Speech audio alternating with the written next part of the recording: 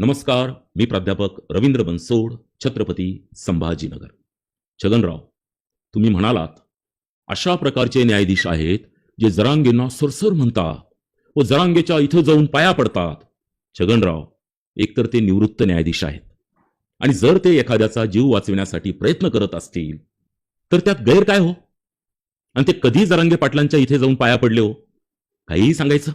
भुजबळ साहेब, आपल्या या पुरोगामी महाराष्ट्रात आता जेलची वारी केलेल्या आणि जामिनावर बाहेर असलेल्या लोकांनाही सर साहेब साहेब म्हणण्याचा व त्यांच्या पाया पडण्याचा एक नवीन पायंडा कोणी घातला हे मी तुम्हाला सांगण्याची गरज नाही. खोटं बोल पण रेटून बोल. मी तर म्हणतो त्या निवृत्त न्यायाधीशांनी अब्रू नुकसानीचा दावाच ठोकला पाहिजे. जर सरकार एखादी समिती स्थापन करून पुरावे शोधण्याची प्रक्रिया सुलभ करत असेल तर तुमचा पोटशूळ का उठावा? मी तर जरांगे पाटील, मुख्यमंत्री एकनाथ शिंदे, शासन व न्यायमूर्ती शिंदे समितीचे जाहीर आभार मानतो की त्यांच्यामुळे तब्बल 55 वर्षानंतर आज आम्हाला माहीत झालं की मराठवाड्यातही कुणबी नावाची जात आहे. नाहीतर कुठल्याही सरकारी कार्यालयात गेलं की मराठवाड्यात कुणबी नाहीच हे ठरलेलं उत्तर होतं. या 55 वर्षात आरक्षणाअभावी व शिक्षणाच्या खर्चापायी मराठ्यांच्या किती पिढ्या बर्बाद झाल्या याचा हिशोब छगनराव कोण देणार? खरं तर शासनाने आजपर्यंत मराठवाड्यातील मराठ्यांवर झालेल्या सरकारी यंत्रणेकडून 50-55 वर्षापासूनच्या अन्यायाच्या बदल्यात नुकसान भरपाई म्हणून कुणबी प्रमाणपत्रासोबतच प्रत्येकाला एक विशिष्ट रक्कमही द्यायला हवी व आजपर्यंतचा 55 वर्षांचा नोकरीतील अनुशेषही भरून काढावा. छगनराव, एखाद्या समाजाने आरक्षण मागणे हा त्या समाजाचा घटनात्मक अधिकार आहे, पण एखाद्याला जातीचे प्रमाणपत्र देण्यास विरोध करणे हा अक्षम्य अपराध आहे.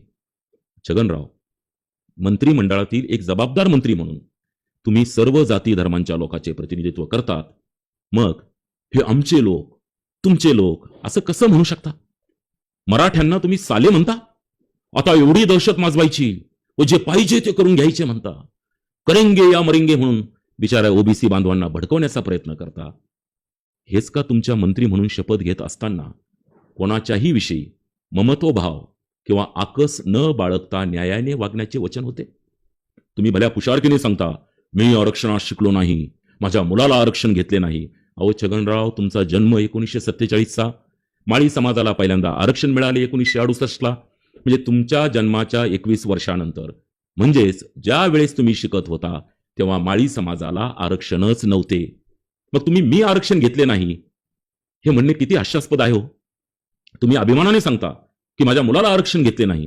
अहो छगनराव, तुमचा मुलगा पंकज हा 10वी झाला, त्याच्या अगोदरच तुम्ही मुंबईचे महापौर होते. मग तुम्हाला क्रिमी लेअर लागू नव्हता का? मग तुम्हाला आरक्षण मिळणार कसे? छगनराव, तुम्ही वारंवार सांगत असतात ओबीसीमध्ये 375 जाती आहेत व ओबीसी समाज 54% आहे. मुळात कुणबी समाज ज्या 19% आरक्षणात आहे ना, त्या मूळ ओबीसी मध्ये 346 जाती होत्या. त्यामधूनही वगळलेल्या जाती काढल्या तर आज 250 पेक्षाही कमी जाती आहेत. आणि बांटिया कमिशनचा अहवाल जो तुमच्या साक्षीने सुप्रीम कोर्टात स्वीकारला गेला त्यानुसार ओबीसींची संख्या 37.5% एवढीच आहे. मग ही 54% लोकसंख्या आली कुठून? खोटं बोल पण रेटून बोल. छगनराव, तुम्ही आता ओबीसींच्या जनगणनेची मागणी करताय. National sample survey of India 2012 याच्यानुसार महाराष्ट्रातील ओबीसींची संख्या आहे 33.80%. 2022 मध्ये बांटिया कमिशनने जी सांगितली ती आहे 37.5%. आता यापैकी बांटिया कमिशनचा अहवाल हा सगळ्यात जास्त संख्या दाखविणारा आहे, सगळ्यात अलीकडचा आहे. त्यामुळे आपण 37.5% मान्य करू. मी म्हणतो 38. पण या लोकसंख्येमध्ये भटक्या, विमुक्त व इतर जातींचाही समावेश आहे. ही संपूर्ण ओबीसींची लोकसंख्या आहे. हे तुम्हाला मान्य नाही का? ओबीसींच्या सध्याचे महाराष्ट्रातील एकूण आरक्षण 32% आहे. नियम सांगतो ओबीसींना त्यांच्या लोकसंख्येच्या 50% आरक्षण असले पाहिजे. म्हणजे सध्याच्या 38% जे धरलं आपण त्याच्यानुसार 19% आरक्षण असले पाहिजे. सध्या आहे 32%. म्हणजेच 32 - 19 बरोबर 13% हे जास्तीचे आरक्षण आहे. छगनराव, ज्या दिवशी जनगणना होईल त्याच क्षणाला हे जास्तीचे 13% ओबीसींचे आरक्षण उडणार नाही का? का फसवताय समाजाला? माझी तर शासनाला विनंती आहे की जशी वंजारा समाजाला स्वतंत्र आरक्षण आहे तसेच ओबीसीतील सर्व जातींना त्यांच्या लोकसंख्येच्या प्रमाणात स्वतंत्र आरक्षण देऊन टाका, जेणेकरून आरक्षणाचा प्रश्न हा कायमस्वरूपी निकाली निघेल, कोणावरही अन्याय होणार नाही. लहानपणी ऐकलेली एक गोष्ट, उंदीर, माकड व मांजर यांच्या बुडबुड घागरीप्रमाणे कोणाची घागर बुडते आणि कोणी खीर खाल्ली हे जनतेच्या समोर येईल. आणि कांशीराम जसं म्हणतात, जिसकी जितनी संख्या भारी उसकी उतनी हिस्सेदारी, हे महाराष्ट्रात प्रत्यक्षात साकार होईल. छगनराव, तुम्ही नेहमी फुले, शाहू, आंबेडकरांचे नाव घेता. मग महात्मा फुले यांनी कुणबी, माळी व धनगर हे मागासलेले आहे हे सांगितले होते, हे तुम्हाला ठाऊक नाही का? कुणबी आणि मराठा एकच आहे हे सांगितले होते, हे तुम्हाला ठाऊक नाही का? तसेच 26 जुलै 1902 रोजी आरक्षणाचे जनक राजर्षी शाहू छत्रपती यांनी ज्या वेळेस या देशातील पहिले आरक्षण जाहीर केले, तेव्हा माळी बांधव व इतरांसोबत मराठ्यांनाही आरक्षण होते, हे तुम्हाला माहीत नाही का? भारतरत्न डॉक्टर बाबासाहेब आंबेडकर यांनीही सायमन कमिशन समोर साक्ष देताना व बॅरिस्टर जिन्ना यांच्या वाढदिवसाच्या प्रसंगी भाषण करताना मराठे हे मागास आहेत हेच सांगितले होते, हे तुम्ही विसरलात का? आज ज्या महापुरुषांचे नाव घेऊन तुम्ही मराठ्यांना विरोध करताय, हीच का तुमची फुले, शाहू, आंबेडकर विचारधारा? ज्यावेळेस 1931 ची जनगणना झाली, त्यावेळेस ॲडव्हान्स कास्ट, इंटरमिडिएट कास्ट व बॅकवर्ड कास्ट व डिप्रेस कास्ट असे 4 वर्ग तयार करण्यात आले.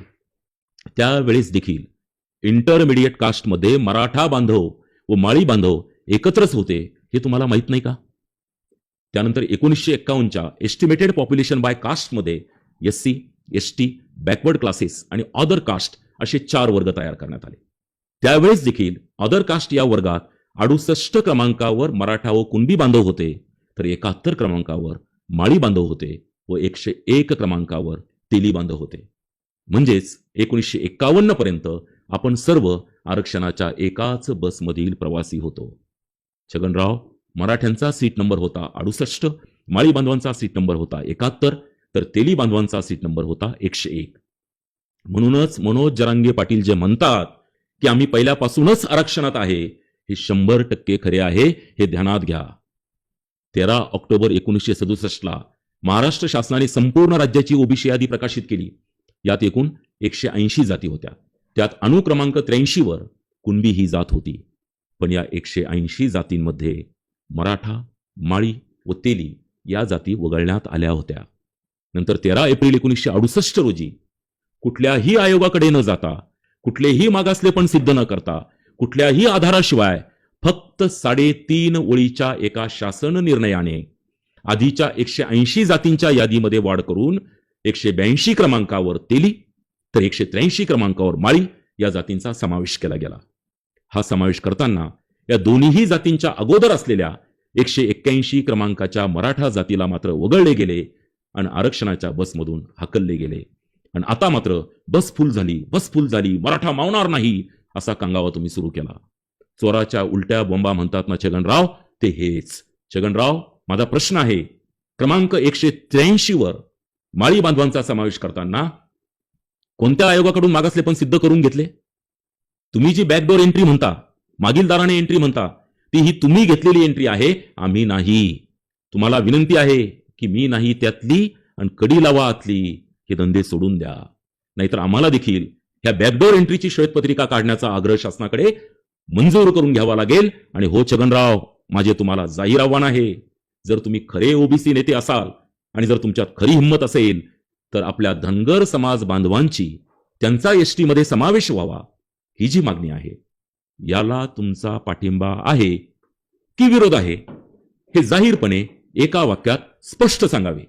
विनाकारण गोलमाल उत्तरे देऊ नये, धनगर बांधवांची दिशाभूल करू नये. माझी प्रत्येक धनगर बांधवांना ही विनंती आहे की त्यांनीही छगनरावांना आणि प्रकाश शेंडगे यांना जिथे मिळेल तिथे गाठवून त्यांची धनगर बांधवांच्या ओबीसी मधला काढून एसटी मधला समावेश यावर काय भूमिका आहे हे विचारलं पाहिजे. प्रकाश शेंडगे म्हणतात मराठा आरक्षणाचा पोपट कधीचाच मेला. प्रकाश शेंडगे, मराठा आरक्षणाचा पोपट मेलेला नाही, तर तो मनोज जरांगे पाटील यांच्या नेतृत्वाखाली त्या पोपटाचा आता गरुड झालेला आहे, हे लक्षात घ्या. छगनराव, नाही म्हणायला आता ओबीसी आरक्षणाविरुद्ध काही मंडळी हायकोर्टात गेलीच. हे फक्त छगनराव तुमच्या वादग्रस्त विधानांमुळेच घडतंय. त्यामुळे आता जर ओबीसींचे आरक्षण कमी होऊन ओबीसी समाजाची फसगत झाली तर त्याची नैतिक जबाबदारी छगनराव फक्त आणि फक्त तुमचीच राहील हे ध्यानात ठेवा. माझी सर्व ओबीसी बांधवांना हात जोडून विनंती आहे. ओबीसी आरक्षणाला नॉन क्रिमिलियरची अट असल्यामुळे या आरक्षणाचा फायदा मराठा समाजातील मुख्यमंत्री, उपमुख्यमंत्री, मंत्री, खासदार, आमदार, साखर कारखानदार, शैक्षणिक संस्थांचे मालक यांना होणार नसून तुमच्यासारखेच ज्यांचे वार्षिक उत्पन्न 8 लाखांपेक्षा कमी आहे अशा गरीब मराठा बांधवांनाच होणार आहे. त्यामुळे तुम्ही देखील त्यांच्या खांद्याला खांदा लावून लढा. स्वतःच्या स्वार्थाची पोळी भाजून घेण्यासाठी समाजास वेठीस धरणाऱ्या कोणत्याही राजकीय पुढाऱ्याच्या नादी लागून आपले सर्वांचे एकमेकांशी पूर्वपार चालत आलेले सलोख्याचे संबंध बिघडून घेऊ नका. अशा पुढाऱ्यांना फक्त विंचू चढवायचा मंत्र माहीत असतो, उतरवायचा नाही, हे ध्यानात असू द्या. जय हिंद.